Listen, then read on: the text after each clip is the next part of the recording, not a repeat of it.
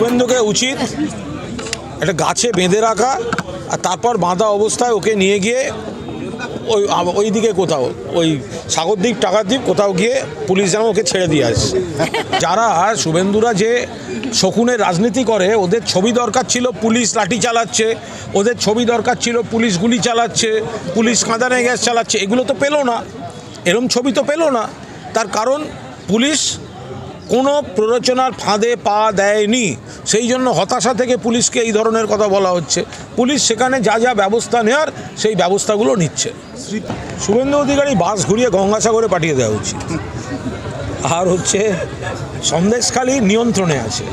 সন্দেশখালি একটা বিচ্ছিন্ন ঘটনা, এটা যে জায়গাটিতে হয়েছে তার চারপাশে তৃণমূল বিপুলভাবে যেতে ওই একটি জায়গা তৃণমূলের একটুখানি ডেফিসিট আছে।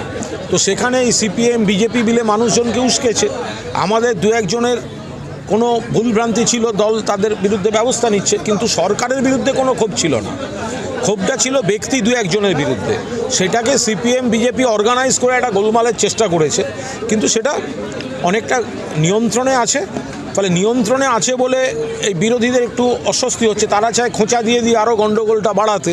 সেই কারণে বিরোধীদের কেউ যাচ্ছে, রাজ্যপাল সেখানে চলে গেলেন। এখন তো নিয়ন্ত্রণে, এখন নতুন করে গিয়ে উস্কানি দেওয়ার দরকারটা কি? এগুলো সেরম পরিকল্পিত চিত্রনাট্য কিনা সেটাও নিশ্চিতভাবে মানে দেখার। ঠিক কাজ করেছে, অ্যারেস্ট করেছে। যদি কেউ ক্রমাগত প্ররোচনা দিয়ে মহিলাদেরকে পুলিশের মুখে লেলিয়ে দেন, ঠেলে দেন, তাহলে রাষ্ট্রবিরোধী ষড়যন্ত্র, মহিলাদের সামনে ঠেলে দিয়ে গণ্ডগোল করা, প্ররোচনা দেওয়া, তো তার বিরুদ্ধে পুলিশ ব্যবস্থা নেবে না? সিপিএম তো চিরকাল এই কাজগুলোই করে এসছে। শুভেন্দুকে উচিত একটা গাছে বেঁধে রাখা আর তারপর বাঁধা অবস্থায় ওকে নিয়ে গিয়ে ওই দিকে কোথাও ওই সাগরদ্বীপ টাকাদ্বীপ কোথাও গিয়ে পুলিশ যেন ওকে ছেড়ে দিয়ে আসছে।